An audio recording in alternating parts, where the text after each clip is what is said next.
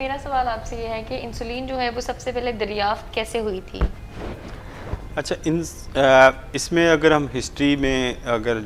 دیکھیں تاریخ کو، ڈائبٹیز کے بارے میں تو بیماری کے بارے میں تو لوگوں کو تقریباً ہزاروں سال پہلے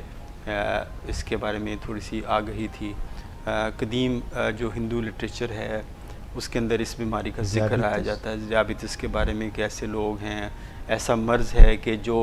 جس کے اندر مریض یورین زیادہ کرتا ہے اور چند دنوں میں ہی وہ ہڈیوں کا ڈھانچہ بن جاتا ہے۔ ایسی ہے تاریخ میں، ہسٹری میں ایک ایسی ہمیں کچھ ملے ہیں اثرات۔ اچھا، دوسرا اس میں یہ ہے کہ جب یہ سوچا گیا کہ یہ بیماری ہے، لوگوں کو بیماری کا پتہ چل گیا کہ یہ ڈائبٹیز ایک بیماری ہے، اور یہ اس کا نام جیسے کرتے ہیں کہ جیسے کہتے ہیں کہ آپ میٹھا جو ہے وہ یورین کے اندر جو ہے وہ نکل رہا ہے، یعنی کہ گلوکوز یورین کے اندر اخراج ہوتا ہے شاید اس کی وجہ سے۔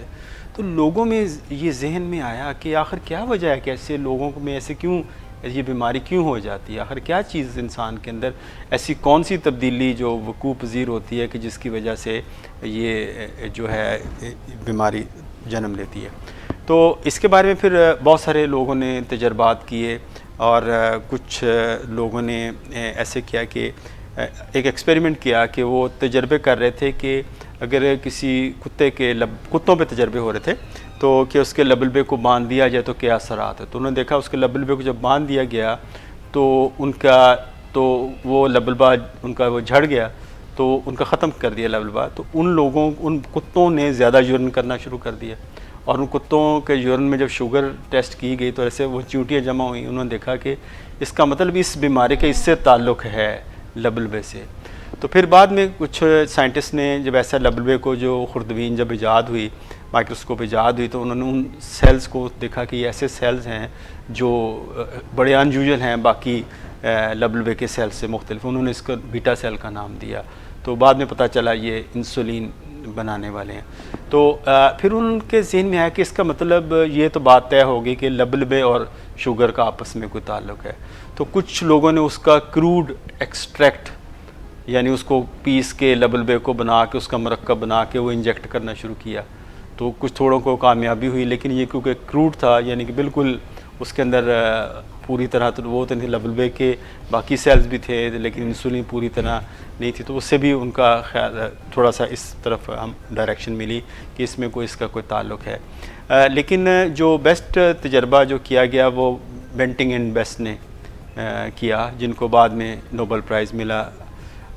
کیونکہ یہ سارا تجربہ 1921 کے اندر مکمل ہوا، جس کو ہم نے ڈسکوری آف انسولین کا سال کہتے ہیں۔ دیکھیں، انسولین تو موجود تھی، اس کو ڈسکورڈ نہیں تھی، اس کا پتہ نہیں تھا لوگوں کو۔ ایک ہوتی ایجاد کرنا، ایجاد نہیں ہوئی، یہ ڈسکور ہوئی، دریافت ہوئی انسولین۔ تو پھر انہوں نے ان کو یہ جب پتہ چلا کہ ایسا ایک مرکب ہے جو ایسی خاص خلیات لبلبے کے اندر بناتے ہیں، اگر اس کو نکال لیا جائے اور اس کو انجیکٹ کیا جائے ایسے مریضوں کے اندر تو پھر ان کو اس سے فرق پڑتا ہے۔ تو کسی ایک بچے کو انہوں نے سب سے پہلے، بہت چھوٹا بچہ تھا جس کو ٹائپ 1 ڈائبٹیز تھی، تو آپ یہ اندازہ کریں کہ ٹائپ 1 ڈائبٹیز اتنی بھیانک صورتحال میں تھی کہ جس بچے کو ٹائپ 1 ہو جاتی تھی تو اس کا جو لائف سپین ہے، یعنی اس کا عمر کی کل عمر اس کی تقریباً 6 مہینے 7 سال کے اندر اس کو بالکل وہ ڈیتھ بیڈ پہ چلا جاتا تھا۔ تو جب اس بچے کو دیا گیا تو بچہ بڑا کمزور تھا، اور بچے کو جب انسولین کا یہ انجیکشن دیا گیا بڑی کروڈ فارم میں،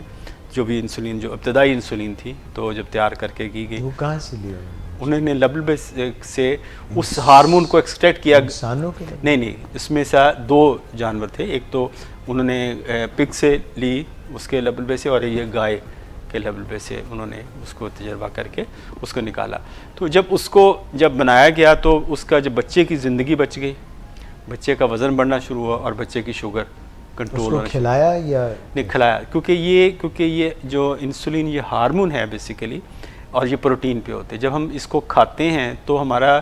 معدے کے اندر تیزاب ہوتا ہے، وہ اس انسولین کو